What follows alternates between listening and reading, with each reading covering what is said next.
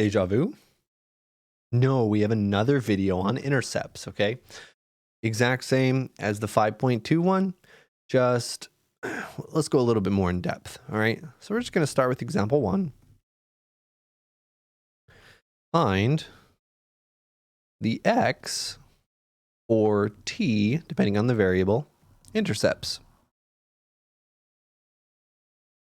Just like before. Again, if you're comfortable with intercepts, feel free to skip this video and move on to something else and do these problems. But the first one is going to be c of t. This is good for factoring practice as well. Is equal to 2 times t minus 4 times t plus 1 times t minus 6. This one's already factored. The t-intercepts are just going to be when c is equal to 0. All right, so t-intercepts is when the other thing is equal to 0. So it's going to be 0 equals all of these things.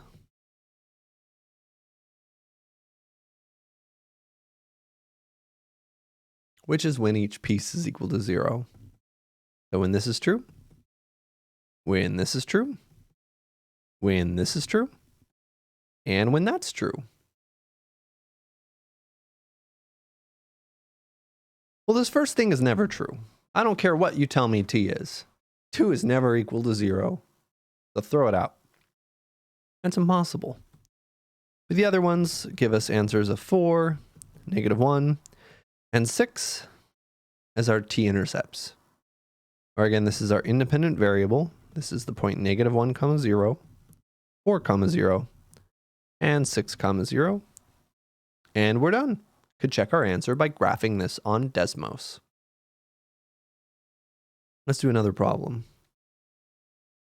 Part B, f of x equals x to the 4th minus x squared.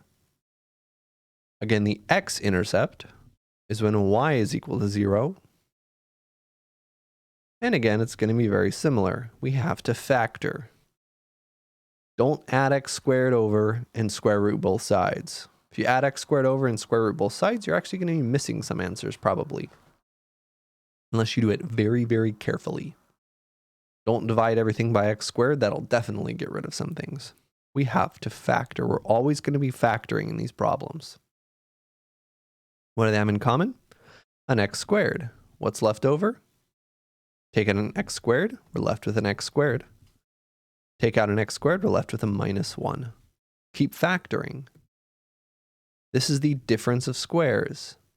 Something squared minus something else squared becomes x minus 1 times x plus 1, and this is going to give us to our 3 answers.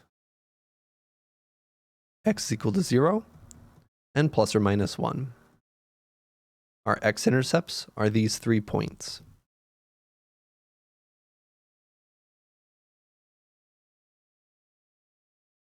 More practice. Again, this video is basically all just practice. There's nothing really that's new. Factoring practice and stuff like that. X cubed minus 3x squared minus x plus 3. If you have more than 3 terms, you can't factor using the other older typical methods usually. A lot of times we try to factor by grouping. We group the first 2, we group the last 2, and see what we can factor out of each. So in this first pair, the biggest thing they have in common is an x squared, and we're left with an x minus 3.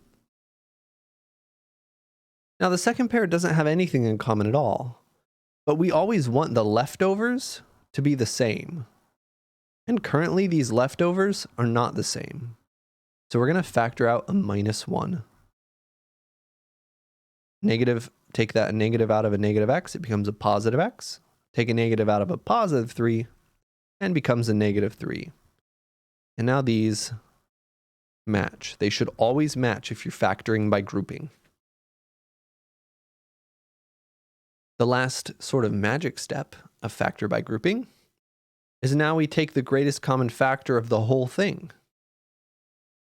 Well, both of these big terms have an x minus 3, so we factor the x minus 3 out of both. What's left in this first term, if we factor out an x minus 3, we're only left with an x squared.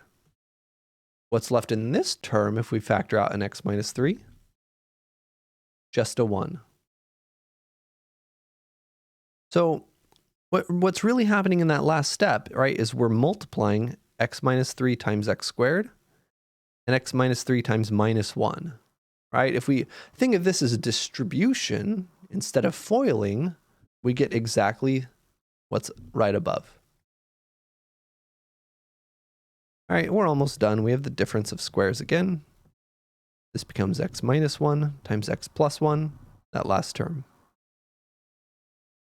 You can solve these eventually and get x is equal to positive 3 and plus or minus 1, or our x-intercepts are negative 1, 0, 1, 0, and 3, 0. Let's do one more factoring practice, part D. F of x equals x to the 6th minus 7x cubed minus 8. Again, this is a trinomial, but it's not a quadratic, right? This is a 6th degree polynomial.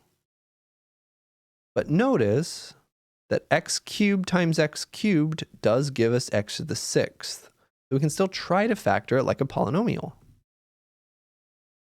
If we factor it like a regular trinomial, we're going to have an x cubed here and an x cubed here. X cubed times x cubed gives us x to the 6th. That's good. Then we need two numbers that multiply to negative 8 that add to negative 7. And we're going to choose the numbers negative 8 and positive 1.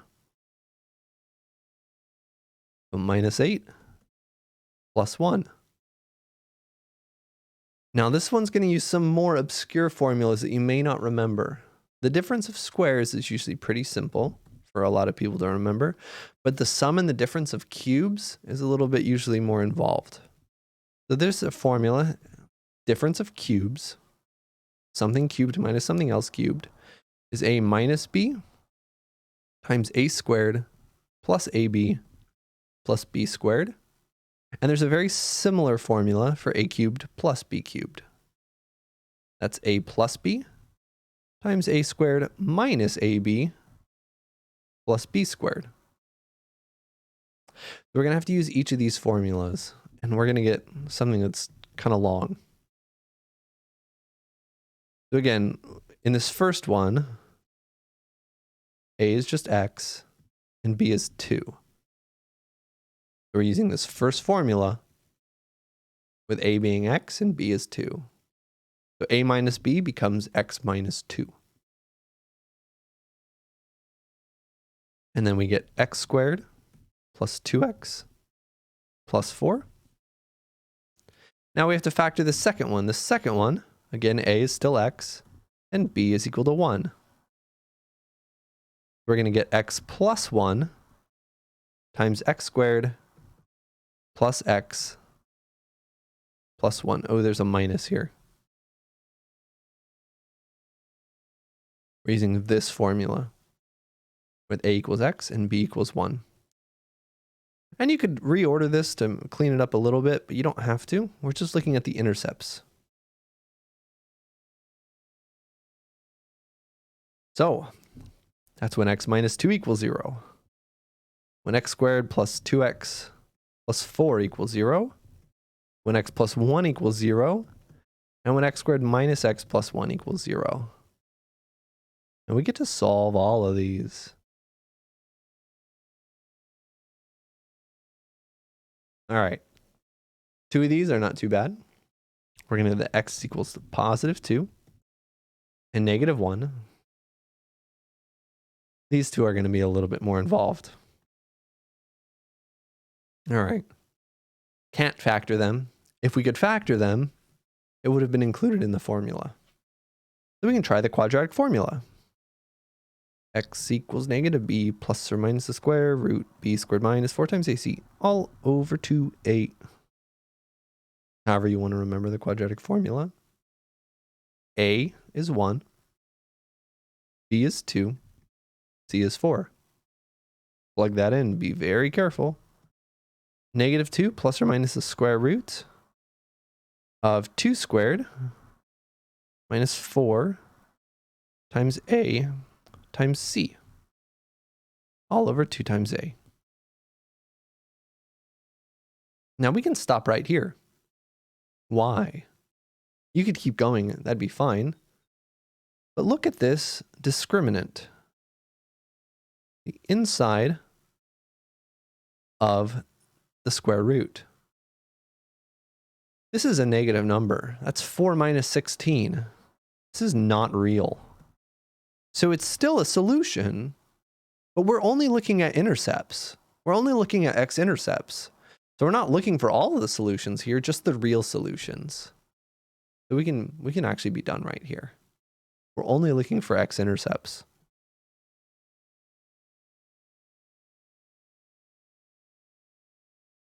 And it turns out, actually, that any time you have one of these, I'm pretty sure, anytime you have one of these, it should be complex.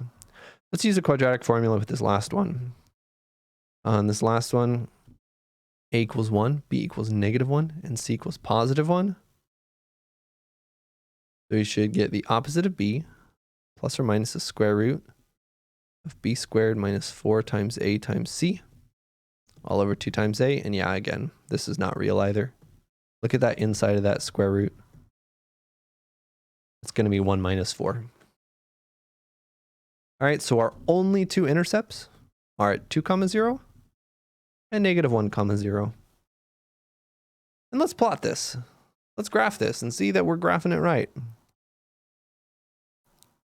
All right, this is the equation x to the 6th minus 7x cubed minus 8. There are indeed only 2 zeros. Right where we expected them to be, at -1 and +2. We're done. Good luck. Let me know if you have any questions. I can't figure the pause. There we go. I found my mouse.